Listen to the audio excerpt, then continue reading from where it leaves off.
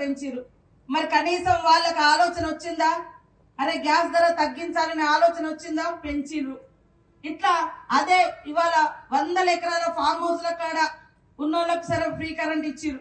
కానీ అదే పేదింటి గుడిసెకు ₹1 అన్న 1 యూనిట్ అన్న ఫ్రీగా ఇచ్చిరా నేను అడుగుతా ఉన్నా. అదే ఇవాళ రైతులకు ఫ్రీ కరెంట్ ఇస్తాను. ఊళ్ళల్లో భూమి లేనటువంటి నిర్వాసితులు పేదలు చెట్టు కింద ఉన్నా కూడా వెలుతురు కింద బతికే విధంగా ఫ్రీగా ఉచిత కరెంటు 200 యూనిట్ల కరెంట్ ఇస్తా ఉన్నాం. మరి ఇవన్నీ కాదా నేను అడుగుతా ఉన్నాం. ఏం తీసేసినాం? అదే విధంగా ఈ 6 నెలల్లో 52,000కు పైగా ఉద్యోగాలు ఇచ్చినటువంటి ఘనత కాంగ్రెస్ ప్రభుత్వంది. నిన్ననే పోలీసులు కూడా దాదాపు 16,000 మంది పోలీసులు ఉద్యోగాల్లోకి వచ్చారు. నోటిఫికేషన్ ఇచ్చుడు, ఎగ్జామ్ రాయించుడు, ఎగ్జామ్ పేపర్ లీక్ అయిందని పక్కకు పడేసాడు. వాళ్ళని కోచింగ్ సెంటర్లో తిప్పుడు, నోటిఫికేషన్ ఇచ్చుడు, ఎదురు చూపించుడు. 2 ఏళ్ళు ఎదురు చూసిరు వాళ్ళైతే. కానీ మన గవర్నమెంట్ రాగానే సీఎం రేవంత్ రెడ్డి గారు 15 రోజులలోనే మరి వాళ్ళ క్లియర్ చేసాడు. ఇట్లా ప్రతిదీ కూడా మనం ఇచ్చిన మాట ప్రకారం చేసుకుంటూ వస్తున్నాం. మనం ఉద్యోగ నోటిఫికేషన్ ఇస్తే డిఎస్సి టీచర్ ఉద్యోగాలు వాళ్ళ ప్రభుత్వంలో ఉద్యోగాలే లేవు, టీచర్లే లేరు, స్కూల్ మూతేసిరు. మనం మొదలు పెట్టగానే డిఎస్సి ఆపాలంటారు, ఉద్యోగాలు ఇవ్వద్దంటాడు, ఇటు ఉద్యోగాలు ఇవ్వద్దంటాడు, ఇటు ఉద్యోగాలు ఏవి అని ఇట్లా డ్రామా చేయిస్తారు. వాళ్ళు ఎంత నాటకం ఉందో ఆలోచిస్తారా? ఇటు గ్రూప్ 2 ఎగ్జామ్ పెట్టొద్దంటారు, ఇటు ఉద్యోగాలు ఏవి ఎక్కడ పోయినాయి అంటారు. ఏ ఉద్యోగ నోటిఫికేషన్ ఇచ్చినా, ఏది భర్తీ చేద్దామన్నా, ఏ స్కీమ్ మొదలు పెట్టినా మాకంటే ఎక్కువ వీళ్ళు చేస్తాను, వీళ్ళకి మంచి పేరు వస్తుందని అడ్డులను ఇటు మనల్ని బదనం చేయడం, ఇది వాళ్ళ నైజం.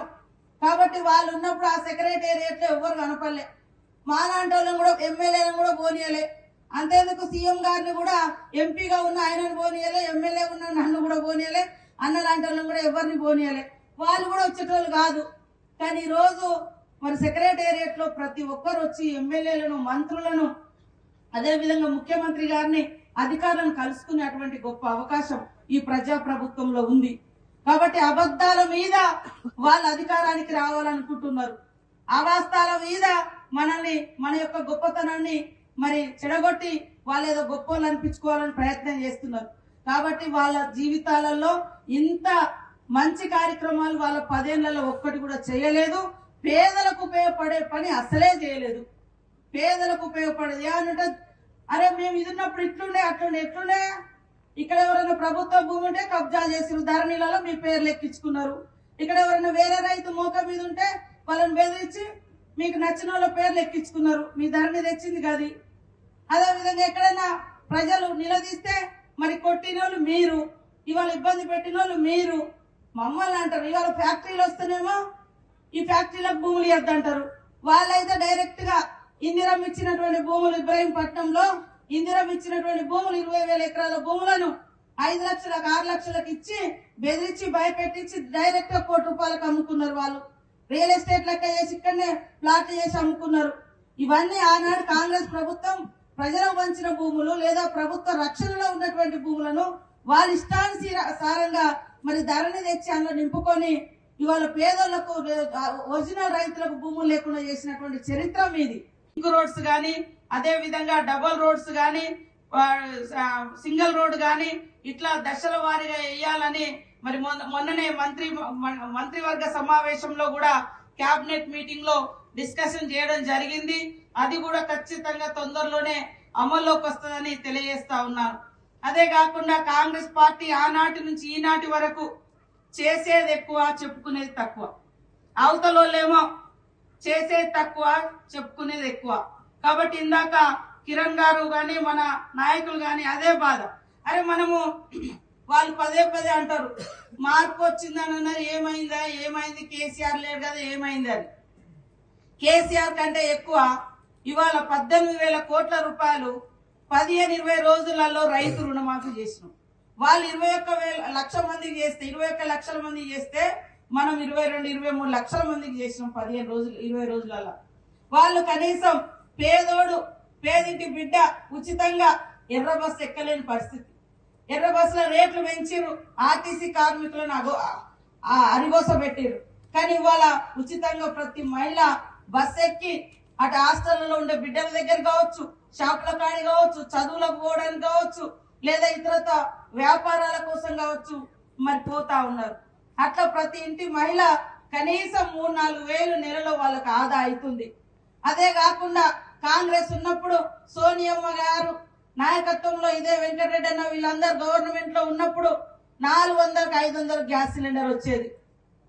మరి 16 కిలోమీటర్లు, 526 గ్రామాలు, 3 నియోజకవర్గాలకు సురక్షితమైనటువంటి మంచినీరు అందించాలన్నటువంటి లక్ష్యంతో దీంట్లో ప్రధానంగా మరి వెంకటరమణ గారు ఎప్పటికప్పుడు వాస్తవానికి అటు ముఖ్యమంత్రి గారిని, ఇటు నన్ను, ఇటు ఈఎన్సీ గారిని వెంటబడి ఫాలో అప్ చేసి ఈ యొక్క కార్యక్రమాన్ని మొన్ననే వాస్తవానికి సీఎం గారి యొక్క బర్త్డే సందర్భంగానే అది ఓపెన్ కావాల్సింది ఉండే. సరే ఏదో ఆ రోజు అనుకోకుండా నేను అందుబాటులో లేను, కానీ లక్ష్మీనరసింహస్వామి చాలా రోజుల తర్వాత నన్ను ఇక్కడికి పిలిపించుకునేందుకు ఒక మంచి కార్యక్రమానికి నేను ఈ రోజు ఇక్కడికి రావడం జరిగింది. చాలా సంతోషం. అదే విధంగా ఇందాక వెంకటరెడ్డి అన్న గాని, అదే విధంగా 2 ఎమ్మెల్యేలు గాని, ఎంపీ గారు చెప్పినట్టుగా తప్పకుండా మొన్న మేము అంటే మా శాఖ నుంచి 20 కోట్లు రిలీజ్ చేసినాం. దాంట్లో ఇంకా మిగతా పెండింగ్ ఏది ఉన్నాయో ఈ రోజు గాని రేపు గాని ఖచ్చితంగా మా ఈఎన్సీ గారిని పిలుచుకొని మన వెంకటరెడ్డి అన్నయ్య గారి కూడా ఉన్నాయి, అవి కూడా అన్ని క్లియర్ చేస్తామని తెలియజేస్తూ, నాకు కూడా మరి అన్నగారు చాలా పెద్ద ఎత్తున నిధులు ఇవ్వడం జరిగింది. కొండ అనేటువంటి ఊర్లో ఒకప్పుడు వరదలు వచ్చి టిఆర్ఎస్ గవర్నమెంట్ లో 9 మంది చనిపోయారు. అక్కడ బ్రిడ్జి కూడా కూలిపోతే వాళ్ళు కనీసం ₹1 కూడా ఇవ్వలేదు. మీరు 11 కోట్ల రూపాయలు ఇచ్చినందుకు ఈ సందర్భంగా వెంకటరెడ్డి అన్న గారికి ప్రత్యేకంగా ధన్యవాదాలు తెలియజేస్తా ఉన్నాను. ఇంకా మా దగ్గర కూడా ఎందుకంటే దాదాపుగా 50-60 కోట్ల రూపాయలతో వారి యొక్క కార్యక్రమాలు నిర్వహించడం జరుగుతుంది. మారుమూల అటవీ ప్రాంతాల్లో రోడ్లు శాంక్షన్ చేయడం జరిగింది. కాబట్టి వారికి మా ములుగు నియోజకవర్గం తరఫున కూడా కృతజ్ఞతలు తెలియజేస్తూ, ముఖ్యంగా ఇద్దరం కలిసి వచ్చేటువంటి 3-4 ఏళ్లలో 25,000 కోట్ల రూపాయలతోటి అటు ఆర్ఎండ్బి, పిఆర్ 2 కలిసి ప్రతి ఈ నల్గొండ నుంచి భూదాన ఉద్యమం జరిగినటువంటి చరిత్ర కాంగ్రెస్ ప్రభుత్వం అని కూడా ఈ సందర్భంగా తెలియజేస్తూ, ఖచ్చితంగా అందరం కూడా ప్రజల మధ్య ఉండాలి. అధికారం ఉన్నా లేకున్నా మన కాంగ్రెస్ ఎప్పుడు కూడా ప్రజల పార్టీ, ప్రజా సంక్షేమం కోసం పాటుపడే పార్టీ.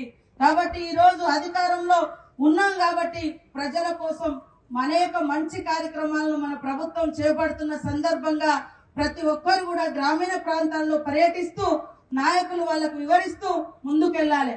ఇవాళ సీసీ రోడ్లు గాని, బీటీ రోడ్లు గాని, అదే విధంగా ఇరిగేషన్ గాని, మరి కాలువలు గాని, ఇవన్నీ కూడా ఈ జిల్లాకు మరి పెద్ద వరం లాగా వస్తున్నాయి. ఎందుకంటే ఆర్ఎండ్బి మినిస్టర్ గారు ప్రతి చోట రోడ్లు, అదే విధంగా ఉత్తమ్ కుమార్ రెడ్డి గారు ప్రతి చోట మరి ఇరిగేషన్ డెవలప్మెంట్ ఇవన్నీ కూడా ఉన్నాయి. వారితో పాటు మేము కూడా మీ సోదరులాగా పనిచేస్తూ ప్రతి గ్రామ పంచాయతీలలో మంచి అభివృద్ధి కార్యక్రమాలు చేసే విధంగా కృషి చేస్తాం. మరి 26వ తారీఖు నాడు గ్రామ పంచాయతీ ఉత్సవాల లాగా మనం యొక్క విజయోత్సవాలలో గ్రామ పంచాయతీ మా పంచాయతీరాజ్ డిపార్ట్మెంట్ ద్వారా కూడా 2,000 కోట్లకు పైగా మరి నిధులు ఇవ్వడం జరిగింది. అందులో సీసీ రోడ్లు వేస్తారా, డ్రైనేజ్ వేస్తారా, చెక్ డౌన్ కడతారా, మహిళలకు సంబంధించినటువంటి డెవలప్మెంట్ యాక్టివిటీసా, కానీ అవన్నీ కూడా 26వ తారీఖు నాడు మనము ప్రారంభించుకుంటున్న సందర్భంగా మీరందరూ కూడా పాల్గొనాలని మనస్ఫూర్తిగా కోరుకుంటూ